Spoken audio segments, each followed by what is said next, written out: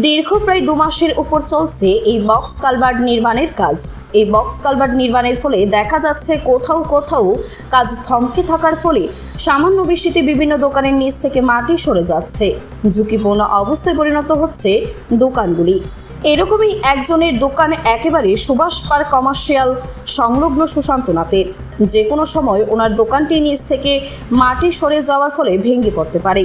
এদিকে পৌর প্রশাসনকে জানালেও সকালে মাটি দিয়ে ভরাট করা হলে আবার বিকেলে মাটি সরিয়ে দেওয়া হয়। এতে করে বৃষ্টি আসলে শহরের উপর জল জমে যায়। অনতিবিলম্বে এ সমস্যা সমাধানের দাবি জানিয়েছেন একাংশ দোকানিরা। রাস্তার কাজ চলতেছে, আপনারা সবাই জানো। তো কাজটা চলতেছে, তারা দীর্ঘ 2 মাস ধরে 2 মাসের উপর হইব কাজটা চলতেছে। তারা আমি প্রত্যেকদিন কই দাদা কাজটা কমপ্লিট করে দেবো, কাজটা কমপ্লিট করে দেবো। আমরা 2-3টা দোকানের লেগে কাজটা আটকে রেখে দিছো। তারা প্রত্যেকদিন সকালে একবার বাদ দেওয়া যায় এরকমভাবে, আর এই বিকালবেলা বাদ খুলে দেয়। তারা এদিকে সকালে বাদ দেওয়ার ফলে দিকেও জল উঠে, সব দিকে ক্ষয় জল উঠে। তো তারা এই অল্প কুতরুম জায়গার লেগে তারা কাজ করতে পারতেছে না। তারা আমার এক্সকিউজ দেয় ওই বৃষ্টির লেগে বলে এই কাজ করতে পারতেছে না। তারা আমার এখানে বাদ দিয়ে হিদিকে কাজ করতে পারতেছে, তারা এই জায়গাতে কাজ করতে পারতেছে না। এটা কি এক্সকিউজ হইলো একটা? এটা মানে তোমার এটা কোন জায়গা? নিয়ার কমার্শিয়াল সিএনজি রুট, অফিসটিলা রুট, এই মধ্যে কর্নারটা। এই সমস্যাটা কদিন ধরে হইতেছে?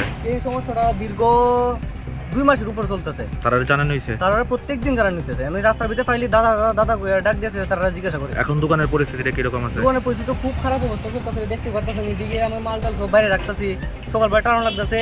তারা বাকি যারা দোকানদার আছে তারা এখানে রাস্তার কিনারে বই, একজন বই এইখানে, তারা তো খুব সমস্যাটা আছে। ব্যুরো রিপোর্ট, খবর জনস্বার্থে।